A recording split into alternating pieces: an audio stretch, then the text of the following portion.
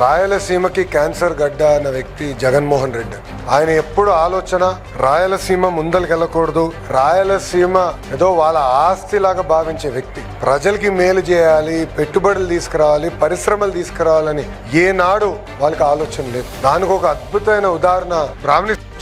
ఆనాడు మీరు చూస్తే సుమారుగా 11,000 ఎకరాలు, ఒక్కొక్క ఎకరం 18,000 రూపాయలు, ఇంకొక 3,000 ఎకరాలు, ఒక్కొక్క ఎకరం 25,000 రూపాయలు ఒక్క వ్యక్తికి ఇచ్చారు. ఆనాడు వాళ్ళు ఏం చెప్పారు? 10,000 ఉద్యోగాలు వస్తాయి, డైరెక్ట్ గా ఇండైరెక్ట్ గా 1,00,000 మందికి ఉద్యోగాలు వస్తాయి. ఒక్క ఉద్యోగం రాలేదు. అది పెట్టుకుని ఏకంగా మైనింగ్ లైసెన్స్ తీసుకున్నారు. ఆ మైనింగ్ లైసెన్స్ తీసుకుని సుమారుగా 320 ఎకరాల్లో ఆ రోజు మైనింగ్ చేసి ఏకంగా ఐరన్ ఓర్ సంస్థ పేరు కూడా రెడ్ గోల్డ్, సంస్థ పేరు కూడా మ్యాచ్ చేసి రెడ్ గోల్డ్ అనే సంస్థ పేరుతో ఐరన్ ఓర్ ఇక్కడ నుంచి తీసుకెళ్లి అమ్మేశారు. దాంతో విపరీతంగా ఆనాడు ఇటు పక్కన గాలి జనార్దన్ రెడ్డి గారు, ఇంకో పక్కన జగన్మోహన్ రెడ్డి గారు, వీళ్ళిద్దరికి ఆదాయం వచ్చింది తప్ప కడప జిల్లాకి చెందిన నిరుద్యోగ యువతి యువకులకి ఒక్క ఉద్యోగం కూడా రాని పరిస్థితి.